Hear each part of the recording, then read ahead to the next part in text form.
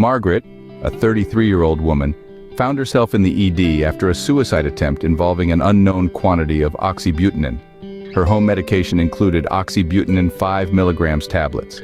She denied co-ingestions and had an extensive list of home medications. She was experiencing mild nausea and discomfort in her gastrointestinal area. Although awake, she was uncooperative in providing her medical history. Vital signs were as follows. Blood pressure was 180 over 108 millimeters of mercury. Heart rate was at 122 beats per minute. Respiratory rate was 18 breaths per minute. Oral temperature measured 98.5 degrees Fahrenheit. And oxygen saturation was 98% on room air. Output. During the physical examination, it was observed that Margaret was clinically awake. There was no sign of confusion or any altered mental status. Her reflexes were normal, and so was her urine output. Lab results came in as follows. Acetaminophen, aspirin, and ethanol tests turned up negative, and the urine drug screen showed positives for opiates and tetrahydrocannabinol. The comprehensive metabolic panel results showed serum creatinine around the baseline, 2.21 milligrams per deciliter.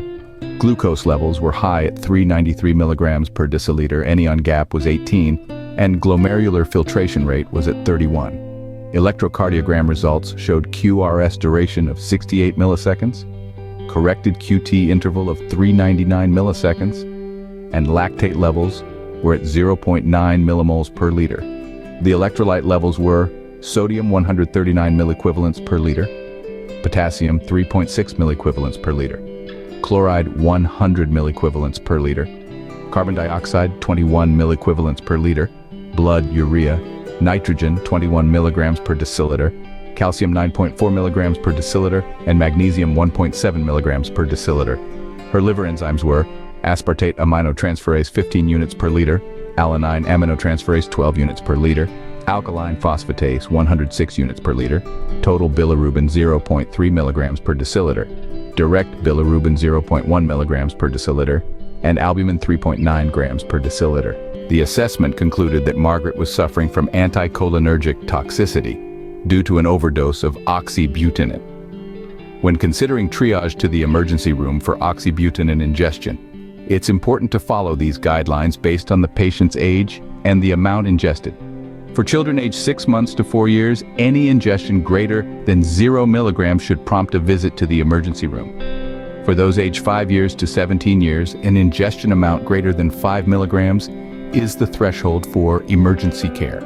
For adults aged 18 years to 64 years, if the ingested amount is greater than 10 milligrams, they should be triaged to the emergency room. Lastly, for elderly individuals aged 65 years to 79 years, an ingestion amount greater than 2.5 milligrams warrants emergency attention. By following these criteria, we can ensure timely and appropriate medical care for oxybutynin ingestion across different age groups. Margaret's condition poses risks, including effects on the central nervous system, cardiovascular instability, manifested as tachycardia, hypertension, urinary retention, agitation, potential seizures, and prolonged anticholinergic effects. The plan of action was to continue aggressive supportive care. This involved monitoring Margaret's mental state, urine output, renal function, and CPK levels. She was to remain on telemetry for cardiac monitoring. Intravenous fluids were to be administered as needed. For sedation and management of agitation or tremors, benzodiazepines or GABAergic agents were to be used as required.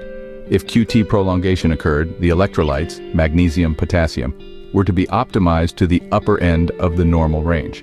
If QRS was greater than 120 milliseconds, a sodium bicarbonate challenge was to be considered to address potential sodium channel blockade. A blood level test was to be added to monitor for possible iron ingestion. IV access was to be re-established for continued fluid administration. Close monitoring of blood pressure and heart rate was to be maintained for improvement. The PCC was to follow up for progress in the morning and contact for any acute changes or questions. If necessary, Margaret was to be admitted to the ICU for continued monitoring and management of potential complications.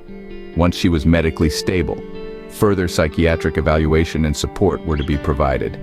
Thank you for watching Medical Toxicology. Take care.